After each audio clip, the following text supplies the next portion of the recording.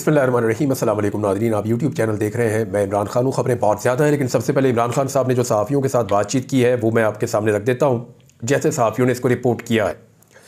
18 माह से कह रहा हूँ कि बातचीत के लिए तैयार हूँ। सियासत में हमेशा बातचीत होती है। 3 जमातों के अलावा सबसे बात करेंगे। डील वो करता है जिसे मुल्क से बाहर जाना होता है, जैसे जरदारी और नवाज शरीफ गए। डील जेल से बचने के लिए की जाती है। तोशाखाना का नया केस लेकर आ रहे हैं। तोशाखाना पर ये चौथा केस कर रहे हैं। जो भी केस बनाना है एक बार बनाकर ले आए। जरदारी के फेक अकाउंट्स और नवाज शरीफ के एवन फील्ड के अरबों के रेफरेंस माफ कर दिए गए। जजेस से दरखास्त है कि वो हमारे केसेस के फैसले करें। साइफर केस की समाअत आगे से आगे चली जा रही है। जो भी फैसला करना है करें। इद्दत केस में भी ड्रामे किए जा रहे हैं। ये जी इमरान खान साहब हैं जो बिल्कुल डील करने के लिए तैयार नहीं है। वो कहते हैं बातचीत करूंगा, डील नहीं करूंगा। और ये बात उनकी पार्टी के सारे लोग कह रहे हैं कि वो बातचीत तो करना चाहते हैं, एंगेजमेंट तो करना चाहते हैं, डील नहीं करना चाहते इमरान खान साहब। और बातचीत के लिए भी उन्होंने शराइत रखी हैं और वो शराइत बार बार दोहराई भी जाती हैं। यानी इमरान खान साहब की जो सादी सादी शर्त है वो ये है कि मेरे कारकुनों को रिहा किया जाए जिन्हें गिरफ्तार किया गया है 9 मई के मुकदमात में और उसके बाद से लेकर अब तक। और इसके अलावा वो ये कहते हैं कि हमारा जो चोरी किया हुआ मैंडेट है वो भी हमें वापस किया जाए।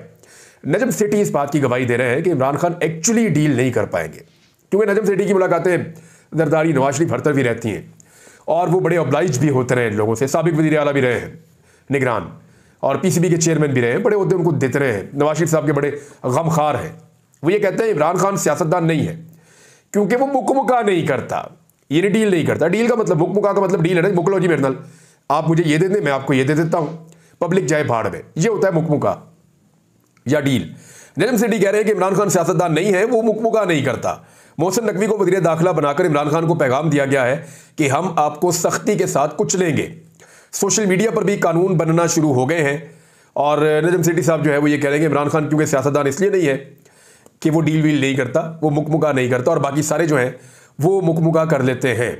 अब जो सोशल मीडिया के हवाले से खबर आई है, ये बड़ी इंपॉर्टेंट खबर है कि सोशल मीडिया के हवाले से एक नई अथॉरिटी कायम की गई है। इसकी तफसीलात मैं आपके साथ शेयर करूंगा। वो करने ये जा रहे हैं कि साइबर क्राइम के हवाले से एक नया पूरा विंग बना रहे हैं और उसका जो सरबराह है उसको आईजी वाले इख्तियारात दे रहे हैं।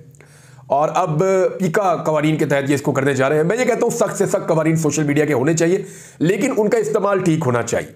बेशतर सहाफ़ियों का ये कहना है कि पाकिस्तान में जो डेफेमेशन के लॉज हैं उनको बेहतर करना चाहिए, जो सिविल सूट्स हैं वो करने चाहिए।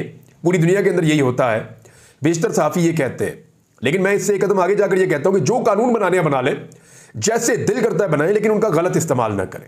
ये नहीं हो सकता कि आप बंदा पकड़ के पहले बंद कर दें और बंदे को आप छोड़ें काफ़ी अरसे के बाद और फिर आप माफ़ी मांगें और कहें जी गलती हो गई थी। यानी अदालत उसको बाइज्जत बरी कर दे, लेकिन आप उसके चंद हफ्ते या चंद महीने खा जाएं। ये नहीं होना चाहिए। कानून का गलत इस्तेमाल नहीं होना चाहिए। कानून जितना मर्जी सख्त बनाएं। एक और बड़ी खबर है पाकिस्तान के बारे में, पाकिस्तान के हवाले से, और वो खबर है कि पाकिस्तान का पहला सैटेलाइट मिशन चांद पर रवाना हो गया है। सैटेलाइट मिशन ICube कमर चीन के नियान स्पेस लॉन्च साइट से रवाना किया गया है और ये पाकिस्तान के लिए एक बड़ी कामयाबी है। पाकिस्तान पहली मरतबा ये कर रहा है। दुनिया ने ये काम जो है वो आज से निसफ सदी पहले कर लिए या उससे भी पहले कर लिए।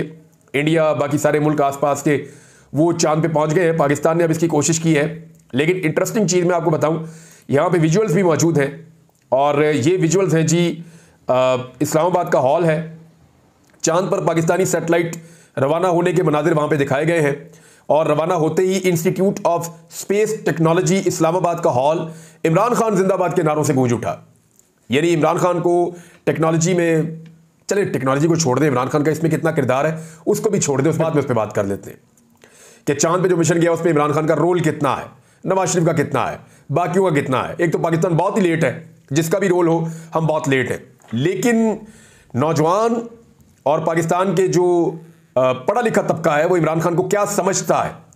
जैसे ही उनको जोश आया, जैसे ही उन्हें खुशी हुई और उन्हें प्राउड फील हुआ पाकिस्तान को लेकर, तो उन्होंने कोई और नारा नहीं लगाया। वो पाकिस्तान जिंदाबाद का नारा लगा रहे और इमरान खान जिंदाबाद के नारे लगा रहे थे और पूरा हॉल इन नारों से गूंज उठा। मैंने इसकी वीडियो देखी है।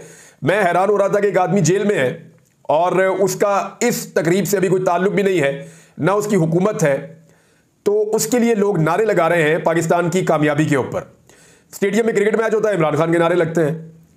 मरियम नवाज का जलसा होता है, इमरान खान के नारे लगते हैं। नवाज शरीफ कहीं जाते हैं, इमरान खान के नारे लगते हैं। यानी कोई पाकिस्तान में इवेंट हो जाए, नारे इमरान खान के लगते हैं। किसी भी जगह पे आप जाएं तो ये एक कैदी सबके ऊपर भारी पड़ गया है और वो जेल के अंदर से बैठकर निजाम को अपनी मुट्ठी में लपेटे हुए है। वैसे तो सारा का सारा निजाम और सारी चीजें अल्लाह ताला के कंट्रोल में होती हैं, लेकिन अल्लाह ताला जैसे चाहता है उसको नवाजता है और उसको इज्जत देता है। और मैं ये देख रहा हूं कि इमरान खान की इज्जत में लगातार इजाफा ही होता चला जा रहा है। अब इस आदमी को जलील करने की कौन सी कोशिश है जो नहीं की गई? एक तरफ अल्लाह उसको इज्जत दे रहा है, पाकिस्तान की सैटेलाइट जो है वो चांद पे पाकिस्तान का मिशन जा रहा है, लोग इमरान खान के नारे लगा रहे हैं। दूसरी तरफ जो पाकिस्तान का निजाम है, जो स्टेटस को है, वो उसको गिराने के लिए, उसको जलील करने के लिए इद्दत में निकाह टाइप का केस भी चला रहा है कि उसकी बीवी को और उसको तोड़ा जाए और उनको इतने घटिया प्रोपेगेंडा के अंदर लपेटा जाए। और जिस तरह के अल्फाज वहां पे इस्तेमाल किए गए, जो चीजें वहां पे कही गई, इनको जब कोई सुनता है तो कानों को हाथ लगाता है। यानी उस आदमी को जलील करने और गिराने की पूरी कोशिश की गई, लेकिन इसके बावजूद जिसने कोशिश की उसको जलील करने और गिराने की, उसमें से किसी का नारा नहीं लगा। इंस्टीट्यूट के अंदर, इस्लामाबाद के अंदर, वहां पे इंजीनियर्स मौजूद थे, साइंटिस्ट मौजूद थे, किसी ने नारा किसी और का नहीं लगाया। जिसने नारा लगाया पाकिस्तान का या इमरान खान का नारा लगाया। इसका मतलब क्या है? इसका मतलब यह है कि आप इद्दत जैसे घटिया केसेस बनाकर भी उस आदमी को गिराने में और जलील करने में नाकाम रहे हैं। अब यहां पे सूरत-ए-हाल पहुंच गई है कि उनकी बेटियों ने, जो मैं सुन रहा था, उनकी दोनों बेटियों का स्टेटमेंट, मैंने कई मरतबा आपसे कहा कि मैं निजी जिंदगी में बिल्कुल नहीं जाता, ना मैं वो स्टेटमेंट चलाना चाहता हूं, ना मैं उनकी बेटियां दिखाना चाहता हूं। लेकिन सीरियसली बात यह है कि नौबत यहां तक आ गई है कि एक बेटियों को आकर गवाही देनी पड़ रही है, बापर्दा बेटियों को, कि उनकी मां एक बापर्दा खातून है। वो अपने निकाह से पहले इमरान खान को नजर नहीं आई, इमरान खान ने उनको नहीं देखा था निकाह से पहले, और इसके अलावा वो एक बापर्दा खातून है। उन्होंने अपने शौहर के घर में इद्दत पूरी की, उसके घर में वो अपनी जो मैके है वहां पे चली गई, वहां पे भी उन्होंने काफी दिन गुजारे, उसके बाद उन्होंने निकाह किया। ये उनकी बेटियां गवाहियां दे रही हैं। यानी डूब मरने का मुकाम है उन लोगों के लिए जिन्होंने इमरान खान को गिराने के चक्कर में अपने आप को इतना घटिया, जलील और रुसवा किया, और इस लेवल पे उन्होंने अपने आप को गिरा दिया कि आज बुशरा बीबी की बेटियां, साबिक खातून अव्वल की बेटियां, बापर्दा बेटियां सामने आकर स्टेटमेंट देने पर मजबूर हो गई हैं। लेकिन ये सारी चीजें कौम भूलेगी नहीं। नाज़रीन, मेरी बात आप ये याद रखिएगा, और मेरा इस बात के ऊपर ईमान है कि ये जितनी ज्यादतियां करेंगे, इमरान खान उतना बड़ा होता चला जाएगा। इमरान खान का कद बड़ा होता होता इन सबसे बड़ा हो गया है, और अब इतना बड़ा हो जाएगा कि आसमान के साथ जाकर लग जाएगा, और ये सारे उसके सामने बोने बन जाएंगे। ये जितना जुल्म करेंगे, इमरान खान उतना ऊपर जाएगा। फजल रहमान साहब ने और अचकज़ई साहब ने बड़े खौफनाक स्टेटमेंट दिए हैं जनाब। वो स्टेटमेंट मैं आपके सामने रख देता हूं। फजल रहमान साहब ने सबसे पहले तो एक जो आर्मी चीफ के हवाले से स्टेटमेंट है, वो मैं आपके सामने रखता हूं कि आर्मी चीफ ने एक स्टेटमेंट दिया था, आसिम मुनीर साहब ने, उसका जवाब जो है वो फजल रहमान साहब ने दिया है। आर्मी चीफ ने कहा था कि जो लोग आइन में दी गई आज़ादी राय पर आयद की गई वाज़े क़यूद की बरमला पामाली करते हैं, वो दूसरों पर उंगलियां नहीं उठा सकते। हम अपनी आइनी हुदूद को बखूबी जानते हैं और दूसरों से भी आइन की पासदारी को मुकद्दम रखने की तवक्को करते हैं। ये army chief general Asim Munir साहब ने फरमाया था। इसके जवाब में फजल रहमान साहब कह रहे हैं, कहते हैं, मुझे पता है मेरा कानून का दायरा क्या है, मैं अपने इख्तियारात और हुदूद को जानता हूं। मुझे पता है आप जानते हैं, लेकिन आप इख्तियारात और हुदूद से तजावुज करते हैं। वो उस हद से कहीं ज्यादा है, उसको भी देखा है कभी? ये फजल रहमान साहब ने सवाल उठाया है और आर्मी चीफ के ऊपर जो है वो तनकीद की है, क्योंकि अब आर्मी साइड से ये कहा जा रहा है कि हम अपनी आईनी हुदूद के अंदर रहते हैं, बाकी भी रहे। फजल रहमान साहब कह रहे हैं नहीं जी, आप नहीं रहते, आप तजावुज करते हैं, और उसको भी देखें। अब इसमें सनाउल्लाह बलोच साहब जो हैं वो लाहौर हाई कोर्ट बार से खिताब कर रहे थे, और उन्होंने क्या कहा? उन्होंने कहा कल आइन के एक आर्टिकल की सिपा सलार ने बात की, बाकी आर्टिकल की क्यों बात नहीं करते? आइन की मुहाफिज फौज वुकला है, पाकिस्तान का पिसा हुआ तबका आपकी तरफ देख रहा है। ये जी सनाउल्लाह बलोच साहब ने उसी स्टेटमेंट का जवाब दिया है।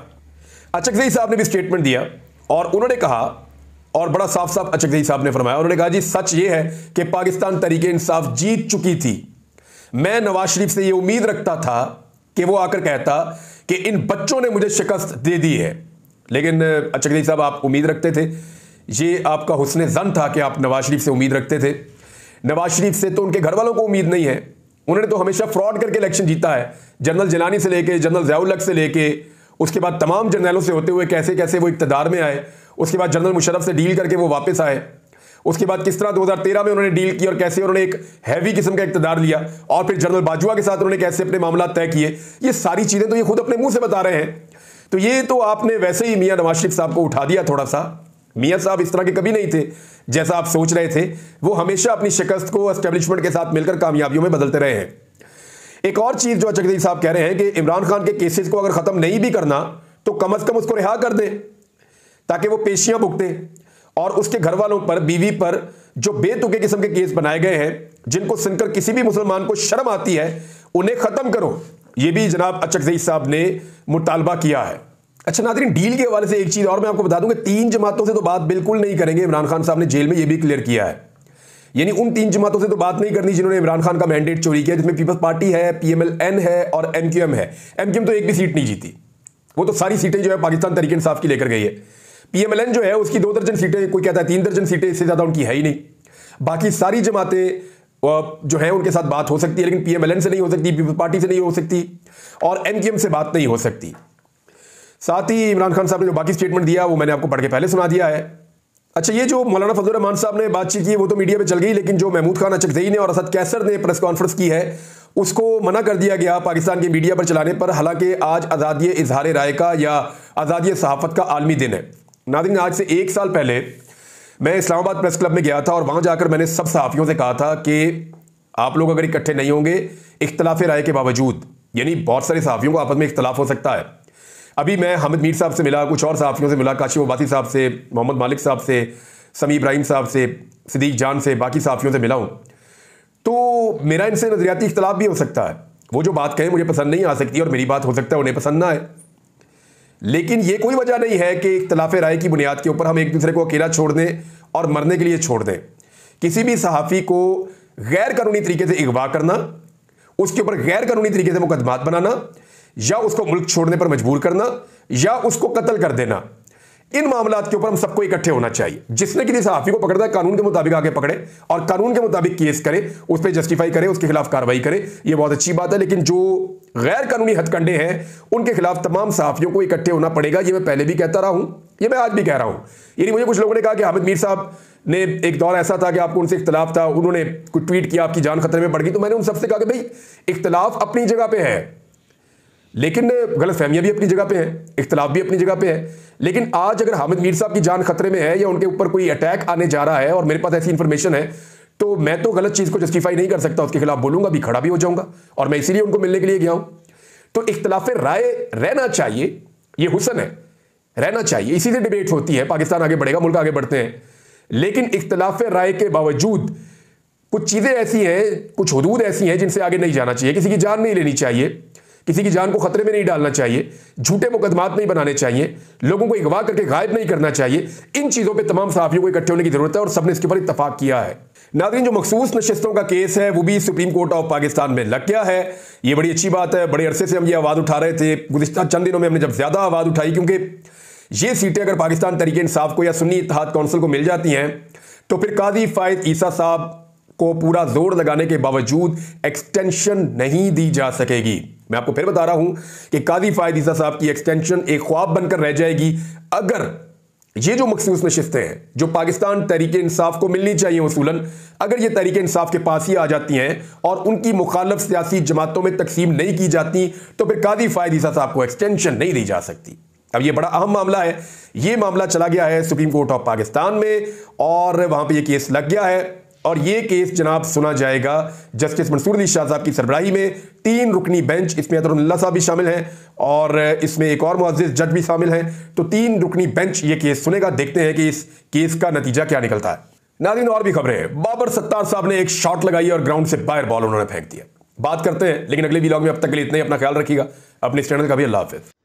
जी तो मुअज़्ज़िज़ दोस्तों, वीडियो आपने देखी होगी जिसमें इमरान रियाज साहब का कहना था कि इमरान खान ने आज जो सहाफ़ियों से बात की जेल में, उन्होंने का कहना था कि मैं 3 जमातों से बिल्कुल भी डील या कोई बातचीत नहीं करूंगा। उनमें MKM, पाकिस्तान मुस्लिम लीग नून और पीपल्स पार्टी है, क्योंकि इन्होंने मेरे मैंडेट पर डाका डाला है। इसी तरह उनका कहना था, मैंने पहले भी बात की थी सहाफ़ियों से, आज भी मैं मिला हूँ, कई सहाफ़ियों का नाम दिया कि अगर आप पहले इकट्ठे नहीं होते इख्तिलाफ राय पे तो आपके लिए मुश्किल खड़ा होंगे। इसी तरह उन्होंने और भी कई बातें की। तो आपको वीडियो कैसी लगी कमेंट्स करके ज़रूर बताइएगा। इंशाअल्लाह आपसे मुलाकात होगी अगले खूबसूरत वीडियो में। तब तक के लिए रखिएगा अपना ढेर सारा ख्याल। खुदा हाफिज़। अल्लाह निगहबान।